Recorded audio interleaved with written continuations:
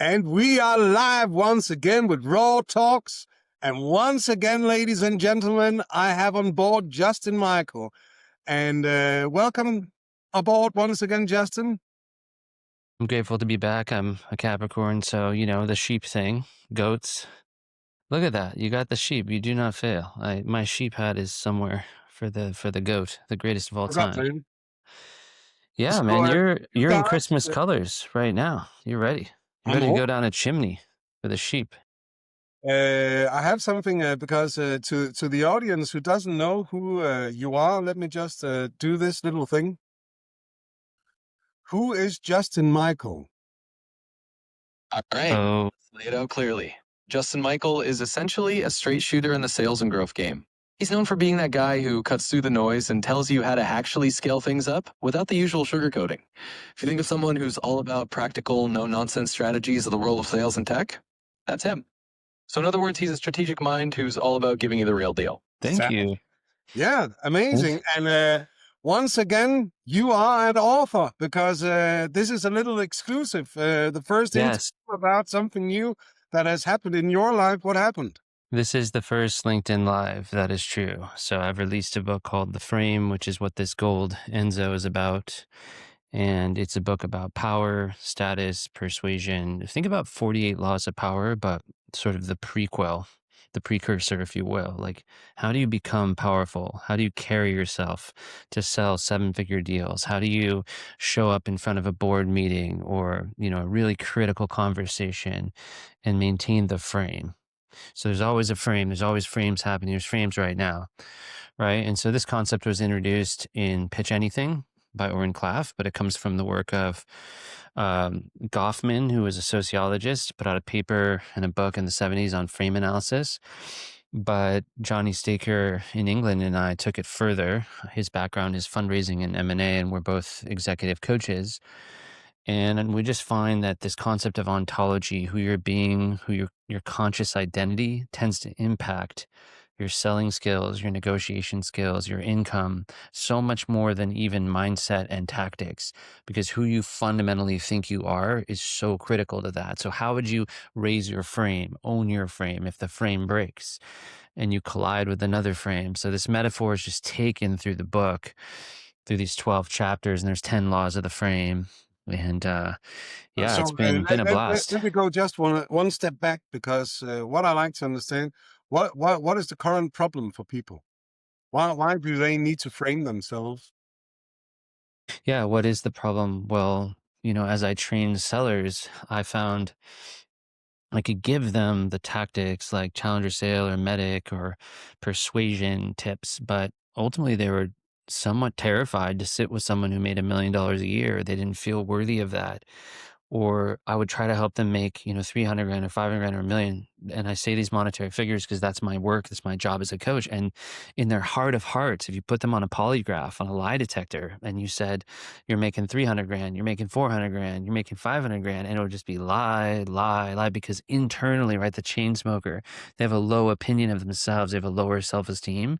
They haven't stepped into their power. So there's an exploration of sort of laws and things you can immediately see you're doing where you're leaking frame, where you're maybe off brand, you're being cheap, you're being needy, you're being, no, I Yeah, always because say, it's not much about what you're saying. That's just like 5% of the gimmick when you communicate with, or 7%. I can't remember the figure. The rest is how you do it.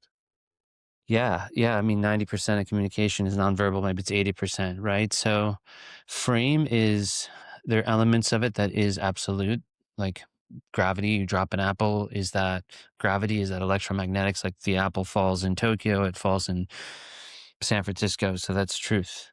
But the analysis of frame is interesting, right? Because it's more what you feel is your most powerful self. Like you could own $100 stores, $1 stores, but you have a high frame, and you could have like 3 Aston Martin dealerships. So it's not like class warfare. It's not about rich and poor. It's about power, right? Like the Dalai Lama has a really strong frame, Yeah, and but he owns nothing. yeah, but maybe like Richard Branson or Elon Musk has a strong frame as well. But how did they get that? other than the action of acquiring wealth. And Jim Rohn always said the whole reason to become a millionaire, because you can't take it with you when you die, is who you become to become that person. Now, obviously, some people become powerful as opportunists and walking on other people. And then there's people that just do a lot for others in society. And service is a very powerful frame, and love is a powerful frame. But what you don't want to do is have a person in a selling situation, life situation, who is holding themselves back, minimizing themselves, playing small, self-sabotaging. And there's a lot written about that, and there's a lot of exercises for like mindset and affirmations, but this goes even deeper. It cuts to the identity. Who do you believe you are? Who are you being at your core? What leaks frame? And it's often behaviors that are habituated that aren't the strongest foot forward. And so that's kind of what we address in the book. And we have all sorts of historical examples, from Alexander the Great to Cleopatra to Napoleon to Churchill. I mean, we go through all that, and there's like a lot of modern vignettes in cities all over the world of just like deal flow and different high pressure scenarios. So yeah, people say that they read this thing once and it just like totally changes their perception. And I have readers reading it 4 or 5 times. It's Yeah, sort of a yeah, because bedrock. it's a lot about perception, your own perception of yourself, right? Yeah. Yeah. And I went through this. I went through this from being, very junior, just starting out selling software on the phone or working in boiler rooms, to then managing teams, to then being at the top of the VP SaaS game, selling mobile technology, working the Empire State Building for LinkedIn, working for Salesforce, getting into the major leagues of selling software, and then rebuilding all that 6 years ago to become, a top coach and author and speaker, but to do it really in my own way.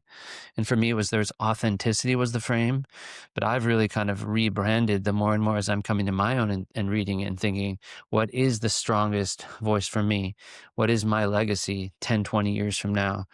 Because it is certain. That's an interesting question. What Yeah, is it's your a really legacy? interesting question. What is your legacy?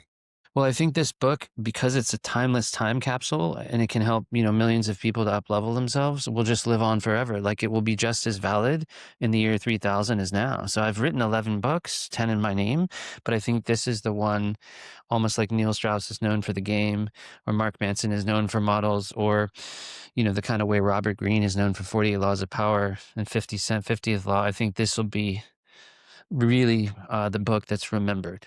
So it's just been phenomenal. I get people will read the book and they'll write me like a 3-page letter. Like, I get wild reactions to this thing. So So how? Okay, not revealing the entire book, but how do you actually frame, or may I say, reframe yourself? That's quite well, interesting. I think that's where we get into the laws and the principles. So, like, I'll just take you right into it, into chapter 13. So I'm just going to the manuscript now. And basically, like, these are the 10 laws. First law is the law of non-neediness. Of what? Pretty non-neediness. Ah, That's kind of self-explanatory, right? Works in dating, works in business. it works Num- especially good in dating and in yeah. dating. Number 2, the law of signal, which is signal is the transmission before the words. Number 3, the law of cold command, right? The first 5 seconds set the frame, even before we talk. Number 4, the law of subtext. Words are camouflage. People listen beneath them to tone, timing, pause. Subtext is ancient. Number 5, the law of frame collision. Every meeting is a battle of reality, 2 realities. 6, the law of qualification, right? We're either filtering or not. We're teaching people how to treat us. Um, Going into number 7, you have the law of scarcity. Abundance dilutes value. I always say that scarcity creates value and exclusivity creates a premium. And the more enigmatic, the higher the fee. That's why Black Card and Soho House and a lot of the luxury experiences in life are a little less known, like the diamond business, right? Scarcity. Now we go into number 8, the law of psychological sequence, which, desire follows a rhythm, curiosity precedes craving, tension precedes reveal. So basically, if you can control the sequence, you control the craving. Look at the Netflix formula. Look at advertising, right? There's a sequence to the brain to create intrigue, a narrative arc, the hero's journey, right? You see so many examples in storytelling. Number 9 is the law of frame recovery. So one thing I never saw in any of these books is, okay, you're bombing the meeting, you're bombing the date, you're bombing the pitch. What do you do? How do you recover yourself in real time? Do you take a deep breath? Do you recenter? Do you rebalance the room? Because it's totally possible to go into a tough situation, get rattled, and recompose yourself, which is a very powerful skill to be able to develop. And you see great leaders do that, like public speakers, like they make a mistake and then they get right back on it, right? Musicians too, actors too. 10, the law of embodied frame, that basically this stuff becomes so cellular and DNA level that it just becomes who you are.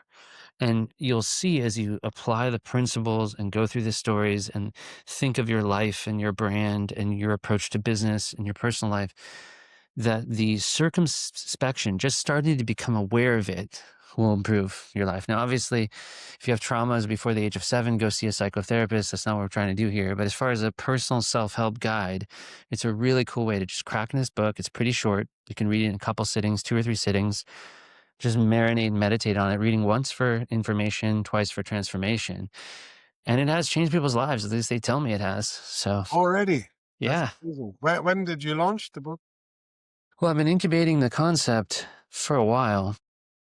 And so, yeah, it's been in production for probably a year. I've had a lot of different writing that's come out, but it sits as the apex of all my materials. I think a lot of people will find me here, and then the rest of my books are sort of manuals and tools and tactics and go toward the outer shell. Because once you have a lot of confidence and self-belief and love, you still need to get great at selling or great at being a founder, solopreneurship, negotiation. There's all these hard skills and soft skills that you do need to develop. I would though say that if you have framed yourself right, if you are in the right frame, you're already 80% of the way on. Yeah, you are. You are. If you like it, how you show up, first impression is massive. Your self-perception, your tonality, that forms a perception, right? It's really powerful. So, um, I don't necessarily work on that. I just really try to be my authentic self. I have a lot of faith and belief that good things will come. I tend to set people at ease. I'm very service oriented. I'm focused on the other person and their growth because I believe in the law of increase. Like, I believe that what I'm in business to do is help many people make millions and then all make a good living because they'll all pay it forward. So I'm going to give way more in use and value pushed outwardly through my content, through my one-to-one work, through my workshops. And then I get a sliver of that back. So I took all these guides and I just put them up on Reddit, these 17 codex guides, and they went wild and stadiums full of people download them. That's actually my highest read items are my free viral guides Really? with cold call scripts and email stuff. Yeah, I can share them for people. Most people probably, if they know me, they've seen them. Yeah, absolutely. That would be great because you are a fortune of wisdom. So, and I'm not even saying that to please you. That's how I feel about you. Uh, so, what's the first thing to do when you try to frame yourself, apart from reading the book, of course? But what will I go through emotionally? How long will it take to me to actually realize what the hell I'm doing? Because it's all about being conscious about yourself, I would assume. Most people deal with a sense of needing to people please, showing up as their social self, wanting to belong. This comes from being bullied or ostracized when they were young in school, or doing the bullying, or creating the clique, or being out of the clique, whatever that is. And so there's this really cool video where the guy goes and he's at a concert and he starts just dancing all crazy in the field. And everyone's like, whoa, what a freak. And then some people join him and then more, and then the whole place goes. Oh, And and that's that's just, still right. yeah, that's just the example of how movements are created, right? Someone looks way out there and now it's Burning Man, right? So being yourself and being independent of the good opinion of other people and going out publicly and being who you are in public, whether that's, an artist, a musician, just allowing your authentic self, your natural selling style, right? And trusting your gut and your intuition. I think there's a powerful frame in being humble and a lifelong learner and taking a Socratic approach where you're asking more than GPT, but you're learning and emulating people you believe in. People are generally very needy and signaling need, and they're dressing to impress, and they're leasing these expensive cars and wearing these gold watches to just sort of keep up with the Joneses. But then you meet people that are real secure. Like you see someone like Mark Cuban who's got billions, is just like wearing a t-shirt and doesn't care. So start to be conscious of your own frame where you leak and signal uncertainty, insecurity, and need. Start watching a lot of people you genuinely admire, how they carry themselves, how they speak. Are they humble? Are they arrogant? Right. So just awareness and observation is the first step. And then read the book and apply the laws, the 10 laws.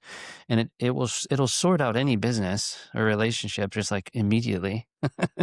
Right. You're probably chasing too much. You're like, especially in sales, right? You're getting commission breath, you're trying too hard, you're chasing too much. And so it gives you permission to kind of knock that off and to see what would happen and It's be a like little chasing the bolder. rabbit. You never get it. It's like chasing a sheep. You're not gonna, well, you probably catch the sheep, to be honest. This poor sheep just sitting there. Yeah. No sheeps were harmed on this podcast, just so you know. Wow, that's amazing, Justin. I wish you well on your sales. And what is quite amazing to think about now is that this is going to be our last talk with anyone around our personal sphere, because as I understand it, this is your last meeting. This is my last meeting before Christmas. Yep, just me and then Santa Claus, you know, some reindeer. That's what you got. I'll give him the Amen. frame book and some cookies. But yeah, to find the book, just go to Amazon, put in the frame, Justin Michael, because I know there's different Amazon in different countries, or just follow me, Justin Michael, on LinkedIn. And if you're ready to make 2026 the best year of your life and literally change your whole life, which is scary, but in a good way, Hmm? this will be transformational for you for sure. It's a I quick think read. I think it's certainly a thing to frame yourself is something you should start doing in 26. I love So it. Merry Christmas, man, and Yeah, Happy you New too. Year. Really appreciate you.